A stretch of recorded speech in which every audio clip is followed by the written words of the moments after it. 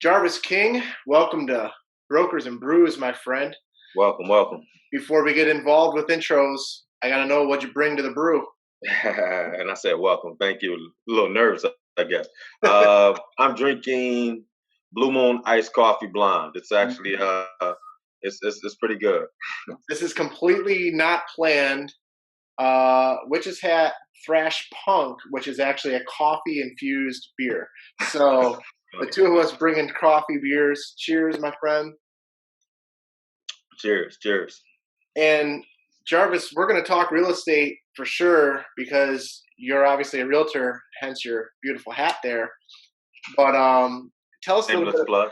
bit. Tell us a little bit about Jarvis. Where you're at. You don't have to tell us your numbers and your production, but a little bit about you, yourself, your business, and then I want to know a lot about your coaching, things like that, because For sure. that's all big stuff, and that's all been impacted obviously by our current state. So what's going on Absolutely, there? absolutely. So for starters, I definitely want to thank you for having me on. I'm excited to be here. But then before we get into entertaining and just spending some time together. I actually just want to obviously always start off everything right now with my condolences to all family, friends, acquaintances that are having a tough time right now. I don't care who you are. I definitely think the times have affected everybody. So definitely prayers to those affected, specifically. Uh, it's just tough times. Just I want to send my condolences for sure. For sure. Um, It's tricky to we're kind of excited to get back to work, and I know we're going to talk about that, but you're like, yeah, I'm back, and meanwhile somebody who is really impacted by this stuff, and they could really care less about anybody being at work and feel like Absolutely, obviously work is not a good thing. So for uh, sure. I appreciate your Uh, words of myself. course, but no, a little bit about me. Short time, but seems like it's been an eternity already. I've been in the business as a real estate agent for just under 4 years. We both started off at the same. Well, we didn't start off. Our this relationship came from being at the same brokerage for a while. Sure. Keller Williams Advantage out of Novi. My business is uh, Metro Detroit. I guess my hubs are going to be Novi, Northville, Farmington Hills, uh, quite a bit of Detroit work as well. Just kind of all over, wherever my business takes me. I've been actually been on the east side quite a bit lately, Macomb area, quite a three deals in a row in Macomb. What took you out there? So you do right by your clients, and your clients typically reward you with, some new business. So I one of my most recent one of my deals that closed at the beginning of March. Fortunate enough for me, I had that client who's definitely become a great friend, great ally. He actually referred me some family of his that needed some assistance immediately, and we actually just closed on two of the deals that were given to me by that family last Friday. So Congratulations. yeah, appreciate it. No, but no, my business is all over. Can't necessarily say I do the bulk of my business in any specific area. I think we try to be as intentional as possible as trying to develop our business the way we want it per se. But I think being in the business, the short amount of time that I've been in it, I go where my business takes me right now. Um, but but no, I definitely very much so on the customer service side of things. I love the volume. I'm fortunate that I've been able to do the level of business that I have been able to. But I honestly, in this last 6 8 months, have kind of scaled back and pushed away a little business to be able to give the level of service that I think I need to be, because I just want to be known for giving this certain level of service. And at one point, it felt as if I was just way too numbers driven, and I want to take a step back. If that makes sense. Yeah. Well, I think that's a conscious decision that realtors make either as they enter the business, maybe at some point in the business, because obviously to get paid, you have to have closings. And so you start to look at it from that side of things, thinking, well, if I could have more closings, I could get paid more. Of course. But then you go back to, well, why did I get into the business? And if you got in to generate a lot of business and generate a lot of leads and generate a lot of closings, then that is fine. There's nothing wrong with that. But if you also, if it, instead maybe you got in because you wanted to work with people, feel like you were helping, things like that, you can do that and do a big volume. I'm Yes. not going to say that Agree. you can't, but you and I think I both do it on a less volume based level with a more personal based level. And eventually maybe you can grow to a point where we have someone else helping with some of the transactional stuff so that we can still give the same level of service and increase the volume. But that takes a lot of Absolutely. time. It takes a It lot of time. does. So It no does. big deal there, but I think it's a conscious decision that's made, and I think for me it's the one that you know I go to sleep good about, knowing that that's the decision I've made as well. So I'm sure, it's a similar feeling for yourself. For sure. Nah, I have to agree. Kind of speaking to something that you just said, you were, making mention about, being numbers driven versus making sure we give a certain level of service. Like I think me coming into the business, woo, excuse me, me coming into the business, um, the the the my goal or what I want my business to be, I think has changed a little bit. Again, going from I want these ridiculous numbers to now I want just this consistent, uh, strong level of business. But then my end game, wanting to help the X amount of people and wanting to help a specific, a specific, you know, area of the market that I think hasn't had the right reputation, representation. I think as we grow, and as we become better human beings, I think if we're in whatever business, we I think we kind of grow with our business and things change. So the reason I got into business versus what my goals are for the business has 100% changed over the short time I've been in the business.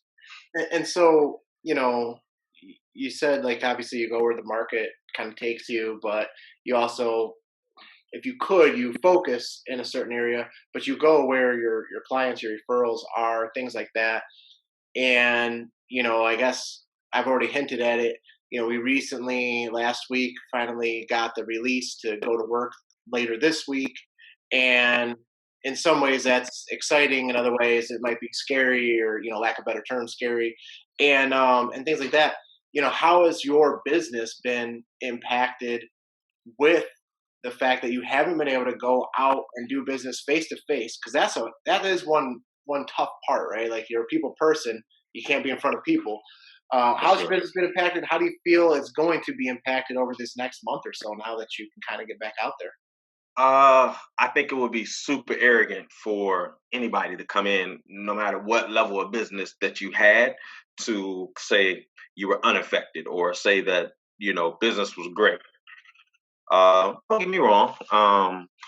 I was fortunate that I had the relationships already in the works and stuff that was in the pipeline that did allow me to not hurt as much as some other people during that time. But I think you can agree, like in this business, we go off of our momentum, and you can feel like, oh my God, these next couple months are gonna be freaking awesome.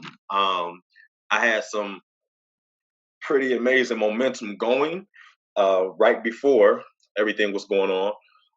And then I had to take a step back and just like you said, had to adjust and adapt. At the end of the day, we're in a business that the sooner you realize this business isn't about us, isn't about you, Joe Muck, isn't about me, Jarvis King, and it's more about the clients we're serving. I think if you're in the business for the right reasons, you're gonna sleep better at night, and your business will be fruitful from it. So as as we kind of got smacked in the face, just like everybody else with reality, um, I think I just had to make the pivot and say, you know, I've broadcast this for the last few weeks all over my social media. This too shall pass. Just knowing that that's the case, and knowing that, look, I'm going to be a resource for my clients as we get back out here. To answer the question, honestly, I think what's changed the most. Um, it's just realizing the business as we know it and life in general as we've known it for X amount of time. It's just going to be it's going to be a little different, and it's going to take some adjustment. So I think that's just the biggest thing. Just realizing, wow, like as much as you might think you have stuff figured out, um, it we'll have to relearn how we do some things very soon. For sure. So, like you said, you get some sort of steam rolling. It doesn't matter if last year you did one transaction or 100 transactions. Somehow something turns into a little bit more for you. And as this year started, it was exactly that way. And personally, I had at least four people, before, let's say, March 13th, because I feel like for me at least, maybe that day sticks out because the night before is when they canceled schools, and so I just remember it was Friday the 13th. It sticks out because it was Friday the 13th. It sticks out because I had a bowling league, a fun bowling league, non-competitive, that some of us still went, but it was like by Saturday morning, even though I had already been doing some research on coronavirus, COVID-19, SARS-CoV-2, all this stuff, even though I'd already done some research, for some reason I felt comfortable bowling. But yet by Saturday morning, it was like when we went to the bookstore, we just felt, ugh, it was kind of like less than 12 hours later. And so for me, Friday the 13th sticks out. And leading up to Friday the 13th, I had 3, 4 folks that on both the buy and the sell side that were really excited to get into the market. And that kind of changed. And one of them is definitely still buying, and one of them is definitely still selling and buying. But two of them are, I don't want to say on the sidelines, but they're not like, oh, thank God you're back on May 7th because on May 8th I want to go live or I want to get out there. So, but then during the downtime, I had a couple more people say, what do you think is going to happen? I want to go buy. So it's kind of like, I mean, that's how the business goes. But, from my point being is that there was a little bit of a stall. And I imagine that there's some folks, my photographer said he booked up in 3 hours. He couldn't believe it, and yet at the same time, we know there's folks sitting on the sidelines, for the steam that you had going and the wind that came a little bit out of your sail. How many people, or what volume of people do you think are now wanting to just kind of wait a little bit longer than they think they were going to? No, so that's an awesome question. And to to speak to that, so me personally, just speaking on my personal end of things. So we're in clearly we're rounding off the first quarter, as we're getting news that Michigan, our profession, we need to shut down. I was actually working with four different buyers at the time. And out of the four, two were what we call hot. An A buyer, somebody who would buy in the next 30 to 60 days.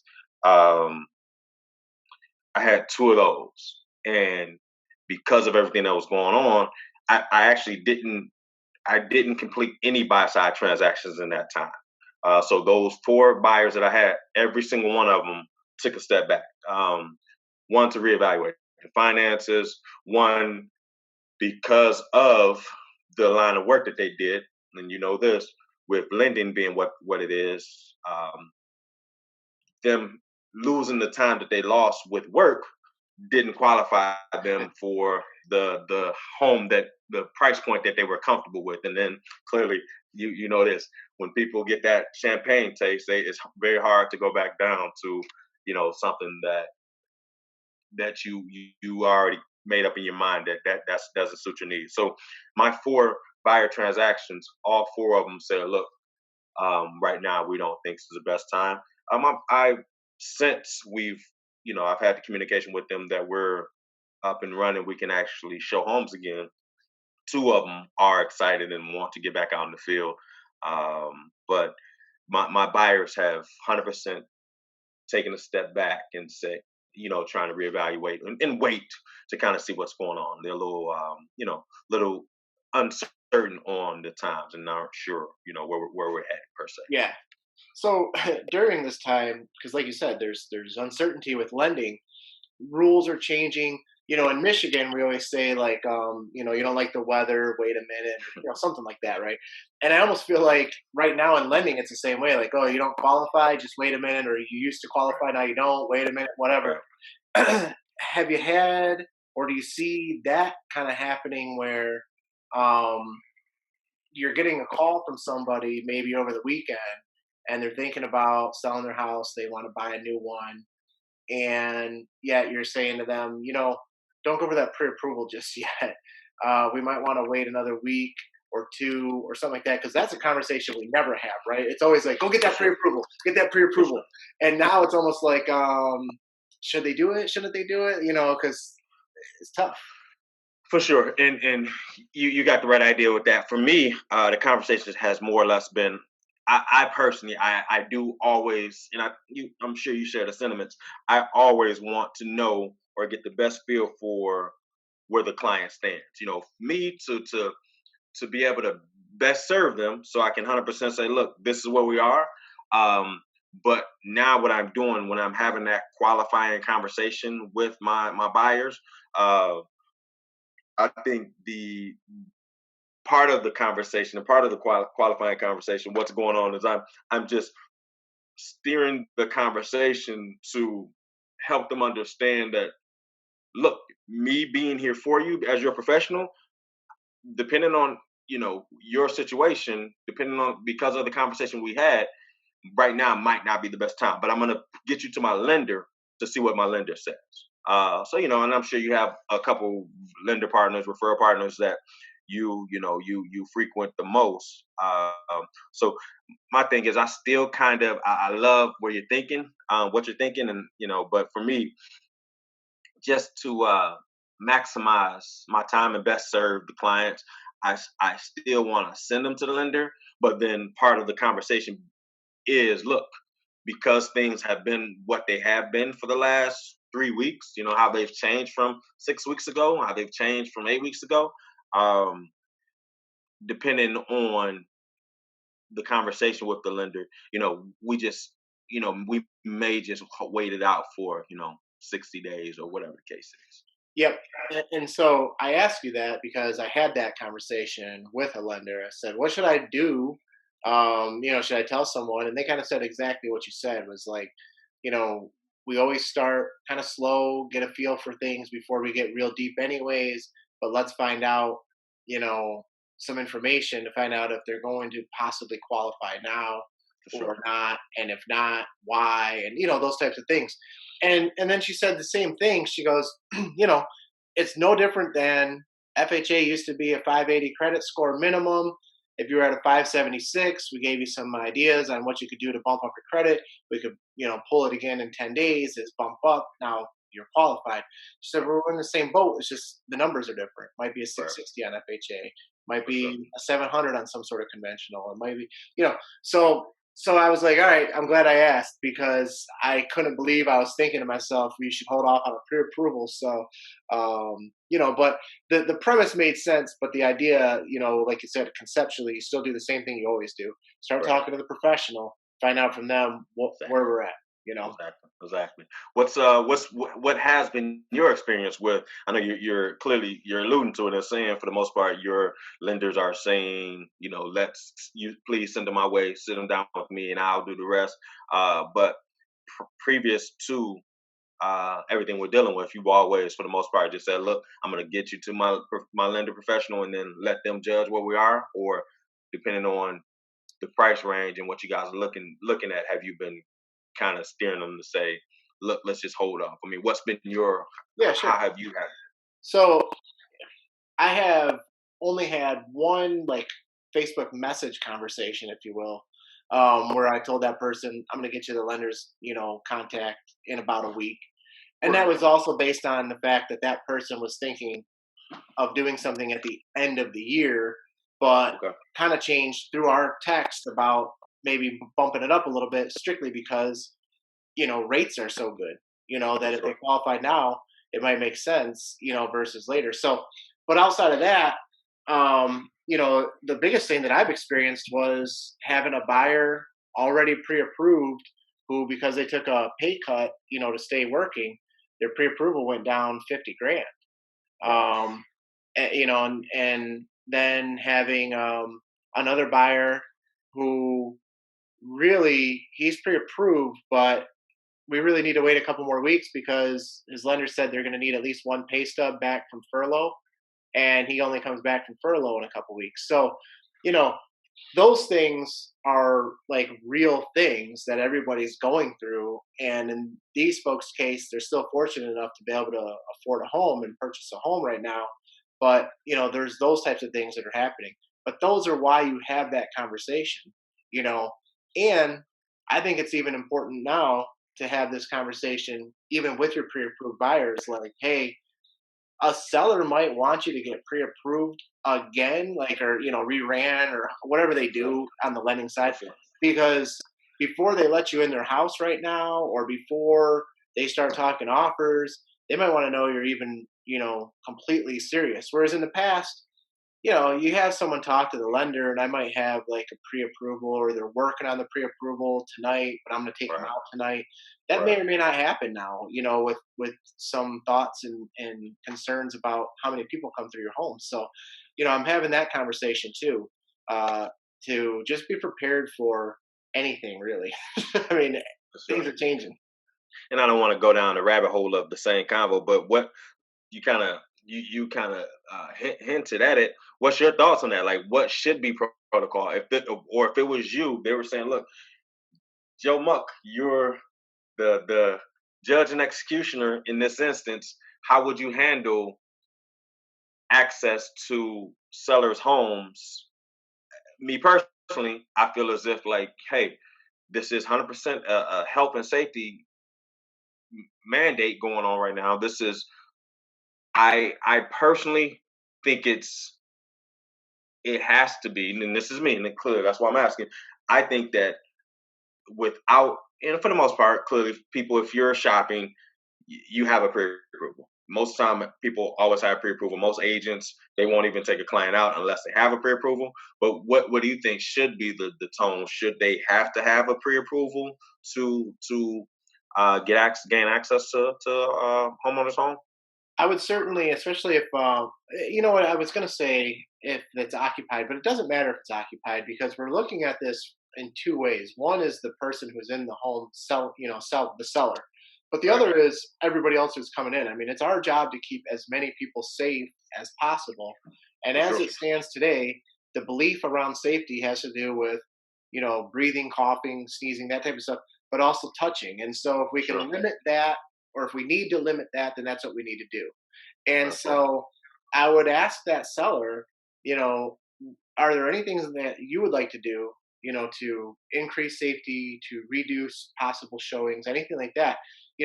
Anything from a limited amount in a day, if to that exact thing. Hey, do you want to see a pre-approval before somebody walks through the door? Right. It's normally not a requirement when you're the listing agent to see that pre-approval. I just make the assumption Jarvis scheduled an appointment. He must have a qualified buyer. For sure. It's definitely required for you to send me an offer in case you Right. decide you'd like to take people out that are pre-approved. Right? All That's right. your decision.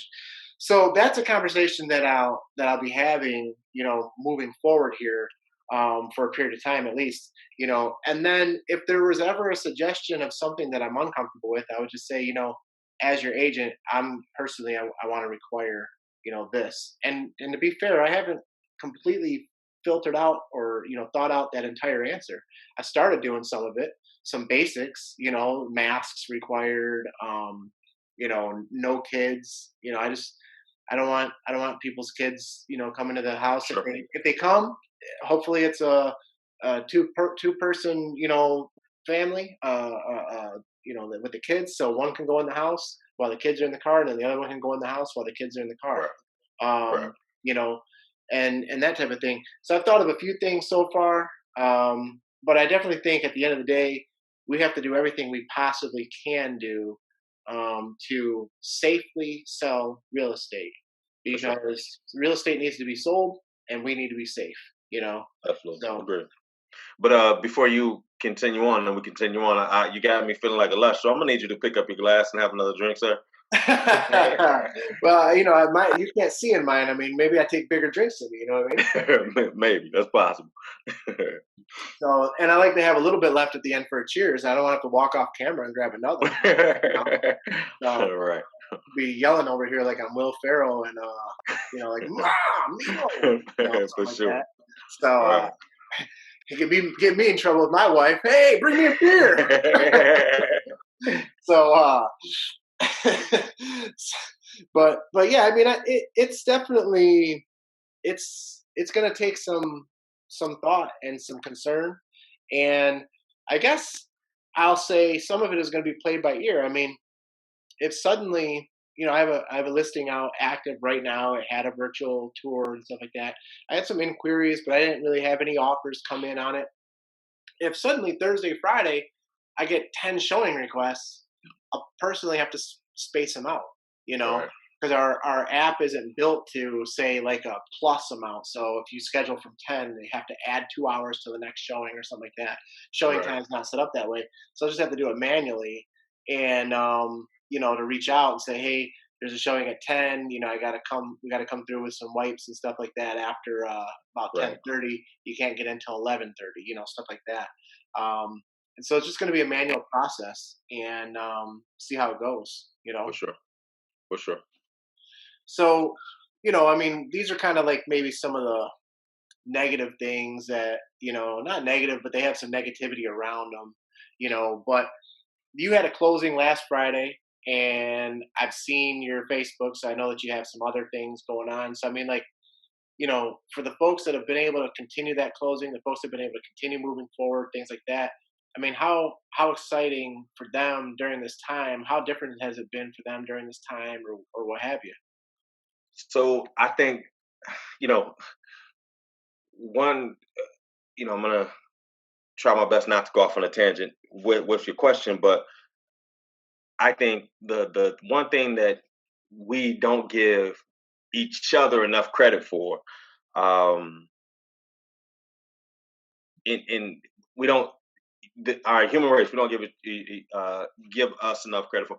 We adapt, we're very resourceful. So yes, people push back, and people, when there's initial change, you have the people that they're set in their ways, and oh my God, this is horrible.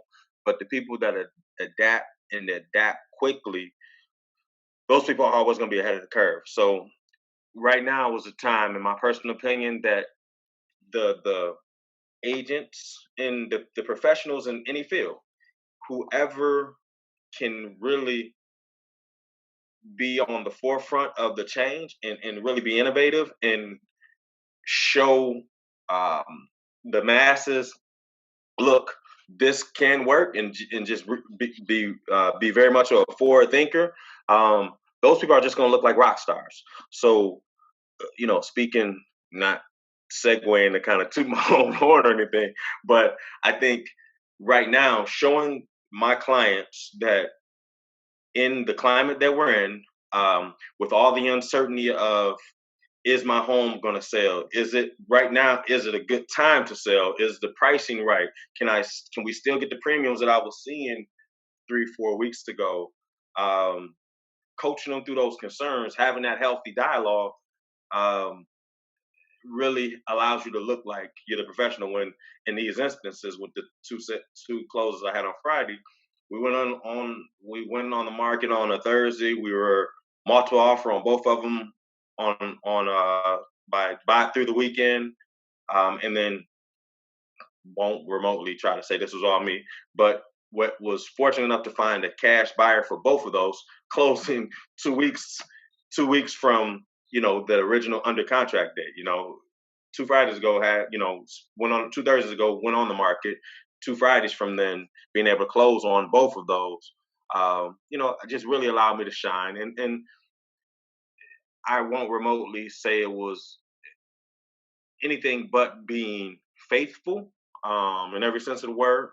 Just knowing, look, as long as I put my best foot forward, um, on behalf of you guys, I'll be able to sleep at night. And doing that was what allowed me to, like I said, procure buyers in a short amount of time. And then if it wasn't these cash deals, like I said, very much so deals. The other offers were offers that they 100% would have taken if those cash offers weren't there. So just I think the biggest thing we had to do is show our sellers, show our buyers that look, I'm going to Joe Muck, Jarvis King, Joe Schmo, Hillary Clinton, I shouldn't drop that, whoever this young lady or young man is, they will be able to, as long as they're positive, forward thinking, and doing right by you, you know, we will negotiate the best terms for you and your situation. And I think uh, I want to hit on something about cash that I've learned during this process because I think we're always learning, and I think you could be in this business 60 years and you still should be learning something. If you're not learning from your clients, you should be learning in a classroom, and whatever. But I think that one of the things that you see is the what was I the people that are coming out right now are really serious, and because they need to buy or sell for maybe a different reason, they're really Right. serious. And so I found the folks that I've worked with, at least from like the even the other agents, are just like really, it's been some really good transactions, For sure. I understand. I um, agree. they're not all good, and the first couple started. They were already in contract during the beginning of this, and those were not smooth transactions. But after that, everything moving forward has been, and so it's been kind of cool that way. As far as like some positives from it and things like that. For But sure. one of the things that came up was cash. Now, we've been in a strong economy for a long time, and people have been building up their uh, 401ks and mutual funds and IRAs and all these other things for a long time. For Me sure. personally, since 2009, I mean, it's been going up with a couple of exceptions, couple months of exceptions here and there, right? And Right. so we normally would see this person wants to buy this house cash. They've got this Fidelity account. It's got plenty of cash in it. So we're good to go. That's your pre approval, right? Right. And then all of a sudden, the market went down 35% in 2 weeks. And it was considered Yes. the biggest loss since like 1931 or something like that. Right. And cash buyers suddenly said, well, I don't have cash anymore.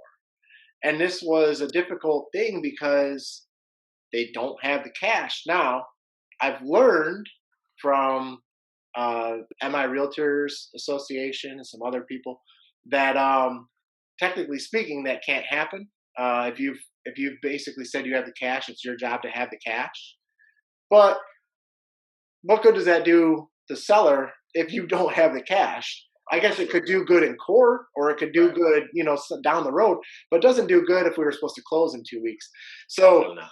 so I've definitely learned a little bit about that, and I've certainly learned to maybe even have the addendum, if you will, that says, "Great, your cash. You're willing to escrow it, now or something along those lines." And I know people don't like to do that, and I've made the argument myself. Well, why would my person who has cash to buy a home want to take money out of this market? And the answer would be because anything can happen. Because nobody expected that 35% dip. Now it came back. Not 35%, but it came back, Right. and I guess we had the best April ever somehow. I don't know how that happened, but we did. Right. So but that was two parts. One was the contractual side, and the other was like knowing moving forward that just because you have cash in Fidelity or UBS or wherever, that it better be real cash, like liquid today. You could write a check, and that it can't go down. Moving forward. So that was an interesting thing. For sure. No, absolutely. So, Joe, obviously, we've talked real estate, and clearly, I think we both big enough real estate nerds that we'll talk it all day. But outside of real estate, what I know you kind of made mention about the bowling league. Are you all going to just I guess just asking, had any talks on reconvening when all this is over, or how far along were you guys in the league? Yeah, so it's interesting.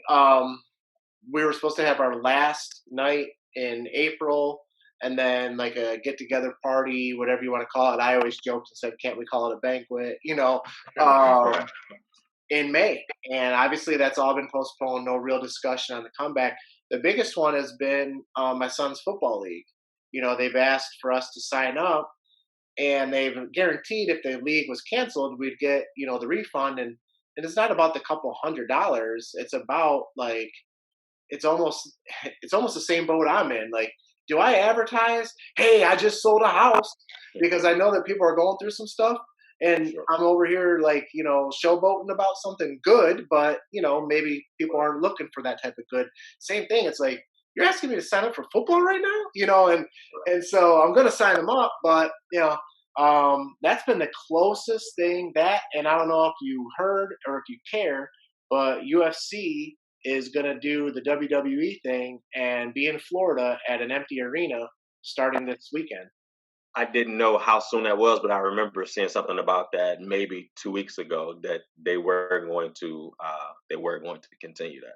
So, it's just like us. It's tricky, right? It's like a part Sure. of me says, like, go you guys, because I'll tell you what, man, I can't wait to watch some UFC. I mean, I already liked it before, but Right. that's all that you've got, and you kind of liked it, then man, Sure. I mean, suddenly I'm gonna be, like I wear my UFC hat, my UFC shirt, you know what I mean? Like, Right.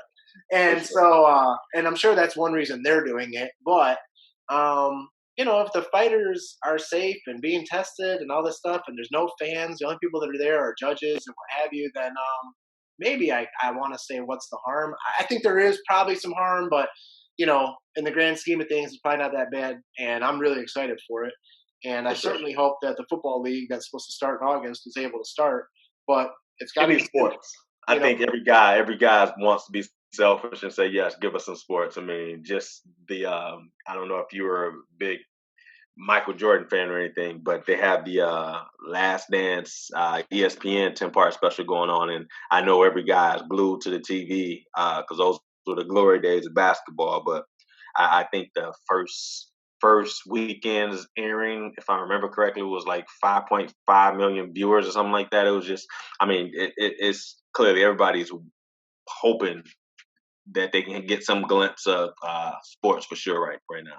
Yeah. Well, we're all looking for something new. I mean, it's why Universal has dropped, a movie, and they're going to drop another one in May. I forget which one it is in May. They did that Trolls movie, and there's another one this month now. It's why Disney, put a couple of their movies on their station. It's like we're just looking for new entertainment, like Sure. anything. And these companies, they got it sitting there, and they know it's not going to make the money it was supposed to make anyway. So give it to the people. Let's speak to that. What's your thoughts on the so I'm a big Shark Tank buff, and I remember years ago it was a young lady who her company, they were doing stupid numbers. They didn't need to be on Shark Tank. I'm very positive they were there to just kind of get some free promo. But I think it was Cuban that jumped. He also partnered up with the young lady. Do you watch Shark Tank at all? I do. I haven't watched as many of the newer seasons, but I've probably watched every season through at least like season 10 or 12. So, So you might know the story. It was a young lady who she traveled around the country doing Halloween events. So it was literally traveling around the country. They were out of LA, and they would do for 6 weeks leading up to leading up to Halloween. They would have how we have in Michigan. We have the haunted hayrides, or yeah, what's the big one in Pontiac? this is The big ringing a bell. Right. But what she was do is just have this all out production that literally cost some astronomical number. And it was just she would sell out every night for that 6 weeks. And if I remember correctly, during that season, they'll make, if I remember correctly, again, I wanna after this, I'm gonna fact check, but I think they would bring in like $2-3 million in that 6 weeks, just some crazy number. But Cuban was a big advocate saying that he thinks that entertainment is going to be more active. It's going to be people wanting to get out of their homes. But Hmm. now we're in the situation we're in right now. Segue into my question: what do you think the is going to happen with the movie industry? I feel as if, especially with a lot of things that they're changing. As much as I say we're going to adapt, a lot of things that they're changing about the movie experience, movie dining experience. I honestly don't think moviegoers will continue to frequent your local AMC, blah blah blah. I think people are going to want to keep that in their home, in my personal opinion, at this point. So it's interesting because nowadays 90% of my movie 95% of my movie going is kid related. For Even sure, if it's Avengers Endgame, which I want to see, but I'm going because I'm bringing the kids. absolutely And, right. so I'm ponying up the cash for the kids. But using Endgame or using Star Wars or something like that as my example, I love to see that in the theater.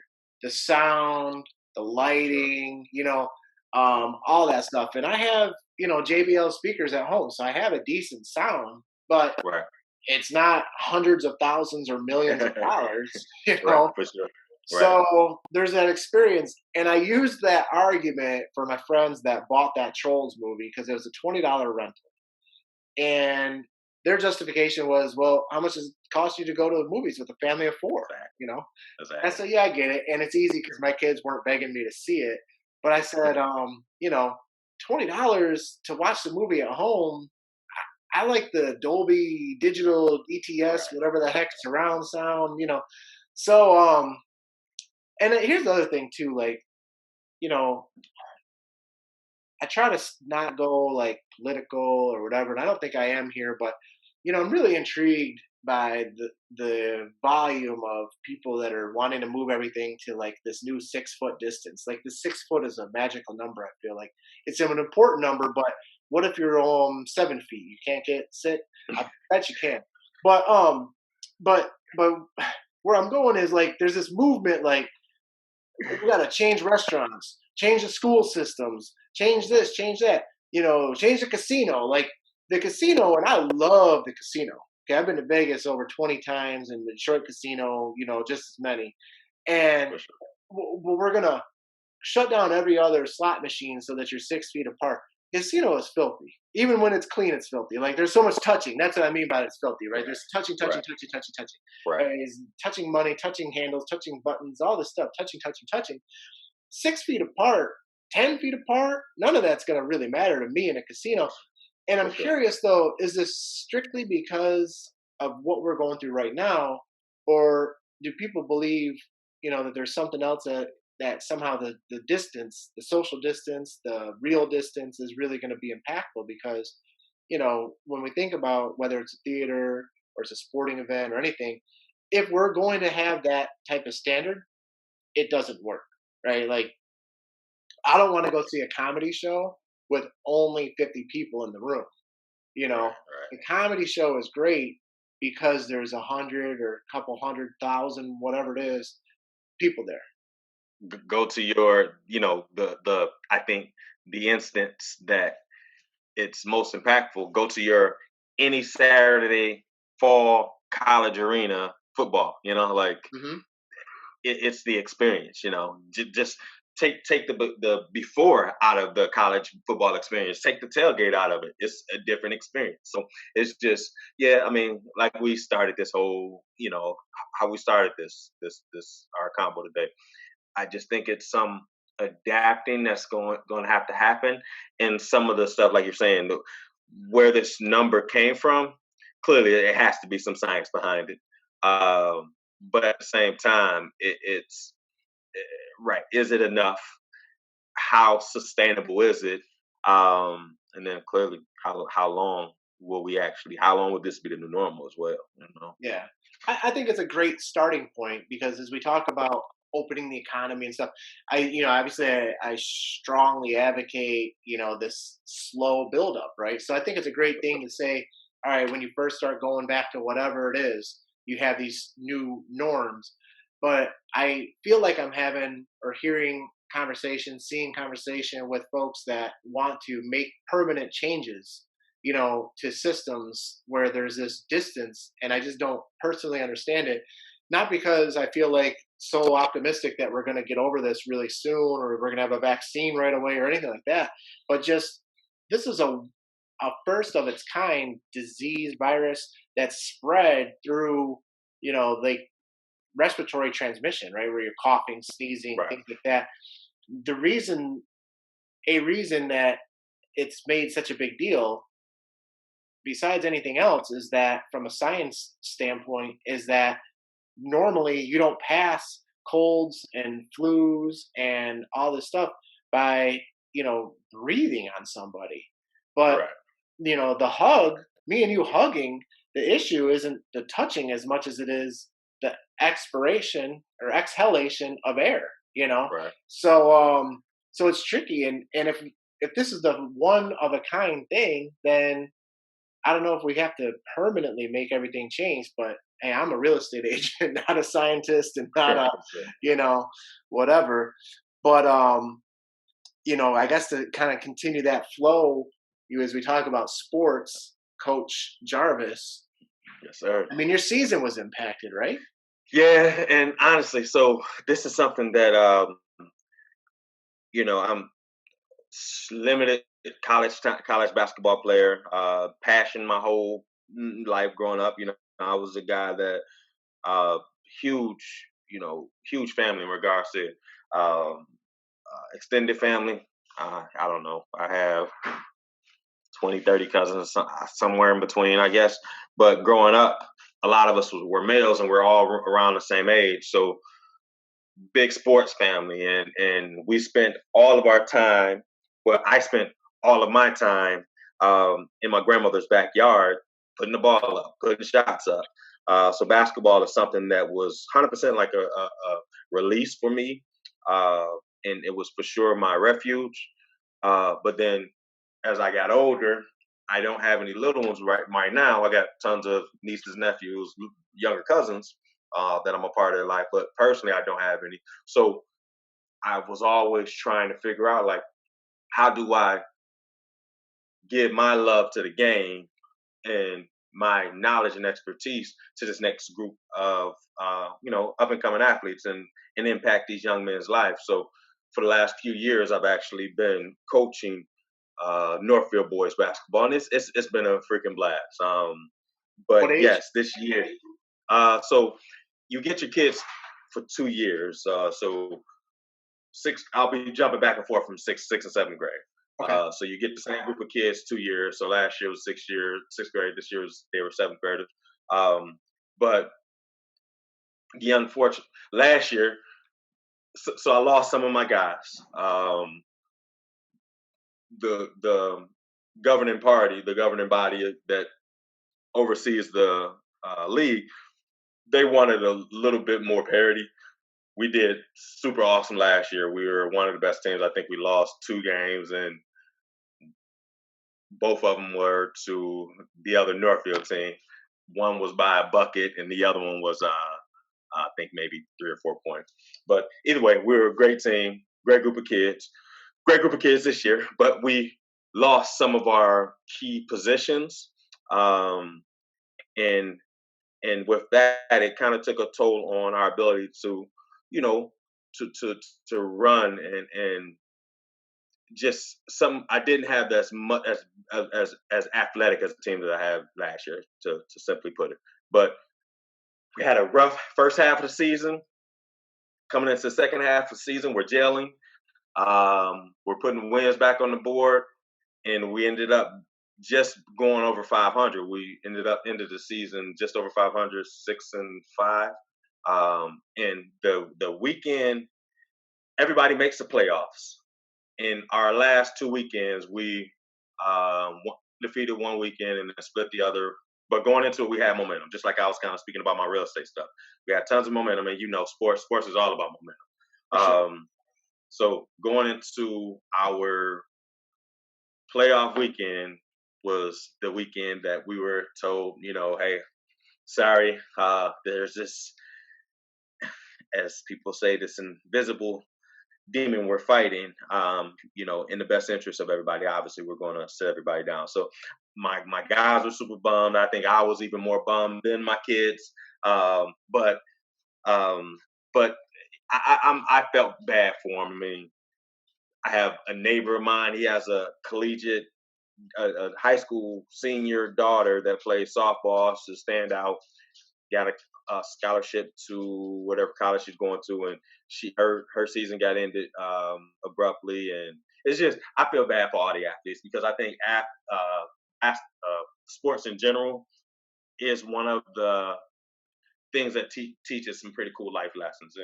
And the kid that's unsure of themselves growing up, this kind of gives them some camaraderie, gives them some balance, um, and even if they're not the standout at anything else, this gives them a band of brothers, or obviously for the young lady, band of sisters that they know have their back. And I hate that we were gelling at the time that we were gelling, and kind of get that taken from us. But again, this is small things in the grand scheme of things, but it was something I was pretty bummed about as well, for sure. Sure. Well, I mean, I think, and I certainly don't want to ever sweep it under the rug, but I think we've both been trying to, yeah, I know, but we've both been trying to point out like everything else is bigger than this. Like the health stuff is bigger than whatever we're talking about, whether it's real estate, kids basketball, college basketball, professional basketball. It doesn't really matter when we're talking about people's health, but it's also okay to be upset that those things are over,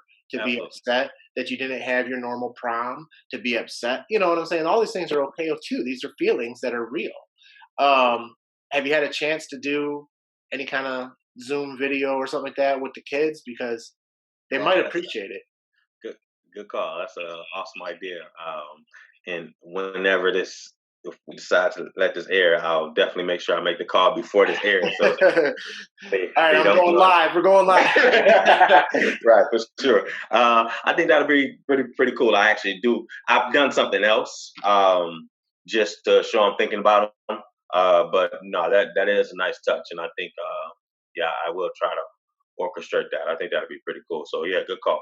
I do a thing with a group called Fate, and it's out of Detroit, and they're partnered up with the Jalen Rose Academy, Oh, and nice. they do a cohort project for all the ninth, 10th, 11th, 12th graders. It's different for every grade. Okay. And so we've only done one Zoom, or I've only been on one. I don't know if they did another one last week. I just saw this week that we're going to do every Wednesday now, but I don't think that was the case. If so, Okay. I missed it, so I apologize. But um, and so it's kind of fun and cool, to see everybody. Number one, kind of at their home, right? Because For like sure. it's funny to see different people's comfort level. Like one girl's like eating cereal, and then other one's like very like tuned in. You know what I mean? Yeah. So, but just a chance for us. We're considered mentors, whatever. So you have professional Mhm. mentors, and you have mentors out of U of M that they volunteer. They're not getting school credits for this or anything like that. It's involved with their school, but there is not a school thing, so to speak. And just a chance to kind of see each other, talk, and share some stuff. And I'll tell you, man, it was tough. I mean, one kid obviously shared that his uncle passed away because of COVID-19. It's really, I mean, it's like, what do you say? I mean, what do you say anytime somebody passes away? But Sure. it's like, what do you say to this young man? You know, and but it was also cool, to do it. And I'm looking forward to doing another one Wednesday. So definitely arrange that in your near future. For sure. I think it'll be good for you. It'll be good for some other, some of the kids, whatever. And it's kind of fun thing to do. So, uh, coaching, coaching, it's interesting. You said that you changed your business up because you want to be more people than numbers, For sure. and you're coaching. Um, and I think it just goes to kind of show that you're people oriented, right? Like you care about the people. For Um, sure. it's fun. I only coached younger, like when my kids were really young, flag football and stuff like that, and a little bit Okay. of basketball. And I once thought about doing refereeing, partially because I can be an intense person, For and sure. it's easy to not be intense with a kindergartner, first grader, second grader. But even on the sidelines of my son's football team, as on the fifth, sixth grade level, I did the recording, and I was glad that it was muted when we sent the recordings out, because there were probably a few times that it said, "You got to be effing kidding me" or something like that. And Right. this is fifth, sixth grade, so I kind of, I get the overzealous or whatever, parents sometimes. And sports, like you said, man, they're important, right? Like Yeah. they can teach you a lot, whatever you're doing. Sports. There's other extracurricular. Anything that you're doing outside of your normal stuff teaches you something. It gets For your sure. brain working a different way. It gets you to think a different way. And if you're a part of a team or part of something that ultimately is a team, it teaches you a lot about what you're going to need to do later in life, right? Absolutely. Agree. You Agree. and I are solo agents. We work at different brokerages. We once worked at the same brokerage, and yet we have to co-op. That's the word, cooperate. With other agents. So we have to be on a team, even when we're not on in the same brokerage. Absolutely. So we got to learn those things, and sports teaches us a lot. About life later. Sometimes you don't know it when you're doing it. I played sports my whole life, and I didn't always understand what I was really learning, but I reflect back on a lot of stuff, Absolutely. from those times. Absolutely. Before we pivot and go somewhere else, let me ask you about that. So I learned this year, and great assistant coaches that were on the sideline with me. Uh, Great men. Um, Literally, I couldn't say a bad thing about either one of them individually. Um, but I think I so last year when I was coaching as well, had a different personality with the coach that I had this year. But I guess what I'm getting at, or what I might want to ask you, all of the coaches that I've had as my assistants, they've been the their son has been on the team. So my assistant coach has always been one of my kids' dads. Hmm. Um, Speak to that. Do you like coaching your kid? Do you like? Because I know you said you were coaching your, or I'm sorry, I guess I maybe you didn't when you were coaching the flag football. Was Yeah, it your kids' team? yeah. I only one time coached a team. I take that back. Yeah, every time my son has been on that team. So here's the thing, and I don't want to, upset any flag football parents, but it is flag football and it's a younger age. So, at a certain age, they're supposed to not really even keep score. Of course, people keep score, that type of thing. But it's a different type of competitiveness, right? And you're teaching them more fundamentals and skills than you are teaching them, about manhood or something. They're 5 years old, and so we got involved because number one, my neighborhood had 13 boys in the same age group or something like that. And so if we, played flag football, we were pretty much all going to be, on one team. So we thought it'd be cool to be able to coach with the other, kids and people that we know, anyways. But then number two was the first season. Unfortunately, I wasn't a part of that, and my son wasn't a part of that.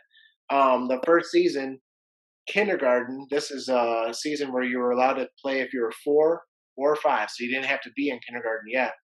Okay. And there was a coach who, handed it to the same kid, every time, and they were winning their games. Basically, again, parents keeping score, 38-0 or 38-7 or 42-7. It's kind of like, why? You know, One of the things that I thought was important with flag football was when a kid came to me from tackle football and was a center and has never thrown or caught a ball in his life, to throw that kid the ball, and if he didn't catch it, he didn't catch it, you know. Now, we didn't throw him the ball for the game winning touchdown.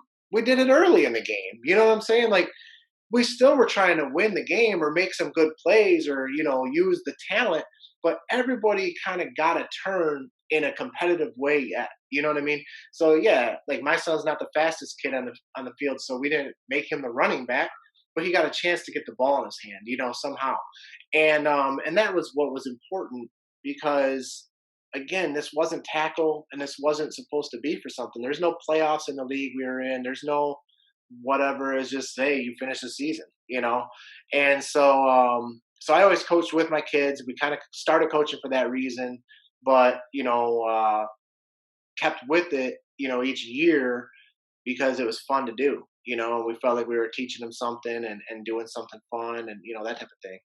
And the only reason I asked is, again, like I said, I can't say anything bad about all the assistant coaches I've had, but I just feel as if, especially, I think the caveat would be the age group. So coaching that younger group, I think it's a different coaching experience than coaching this 11, 12, 13-year-old group of kids, where sometimes it's uh, a difference in, I guess, talent in essence. So at that point, you do have some standout kids that are significantly better than this other guy on the team. But now that's neither here nor there. My big thing with why I say I'll have a hard time having another coaching dad. I just feel as if it's just such a, and this is just again my opinion, but I think it's just such a conflict of interest with, yes, cool. I'm the head coach. Yes, I'm going to crack the whip and make sure I'm no ego trip instance, but this is how we're running practice. But then when another coach's the parent coach, if whether or not they are, I don't know, holding their kid to the same standard, or I don't know. Sometimes I just feel as if maybe some, for lack of better words, some self awareness may not be there, and they may be jaded in the sense of where their kid is, and that's just my experience. So I would have a hard time, and this is a rabbit hole I definitely shouldn't have went down, but I would have a hard time saying I would I would prefer not to have another dad parent, Yeah. parent coach rather. Coaching your kid at a competitive level is difficult because first of all, one of two things happens. I Either somebody thinks or knows, depending on this person, um, that the kid gets a certain something because dad's the coach. But also sometimes, dad, because I could tell you, like with my youngest son, when I coached him, I only did that one because they needed coaches. They didn't have enough coaches, so I signed up. But when I coached him, it's frustrating because his personality at home, you come from home, maybe he already did something that made you a little bit mad. He did something at dinner, he did something to his brother. And then Uh, in practice, he did something for and sure, you're still mad about it, right? So you for take sure. that. Tough, So there's that. And I can't even imagine when you start dealing with middle school and high school age kids for sure. and the thing they did is a little bit Sounds bigger than absolutely, flicking their brother's ear or something like that. You know what I mean? absolutely, for sure. I Um, never even looked at it that way. For sure, and at the same time, though, I do feel like the odds are higher for a coach to have gotten involved at some point because their kid was involved. What I love seeing, and this is the case with there's a guy in South Lyon, and I can't think of his name right now. He still works with the younger kids, like kind of that middle elementary age, like third to sixth grade, somewhere in there.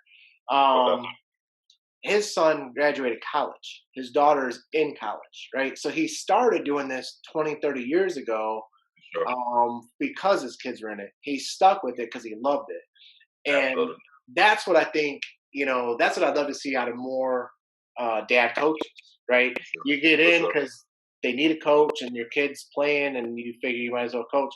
But when your kid leaves off to seventh grade or eighth grade or whatever, and you coach the sixth, seventh team, you're still coaching the sixth, seventh team, you know? For sure, for Um, sure. that, that's to me, a great scenario. So, Absolutely agree. Agree. so Agree.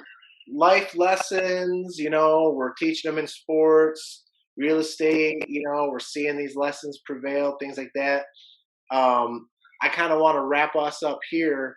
And before I do, I always want to just, is there anything that you needed else to get off the chest? Was there something funny, maybe that's happened? Anything embarrassing stories you want to share? Anything good like that? Uh, man,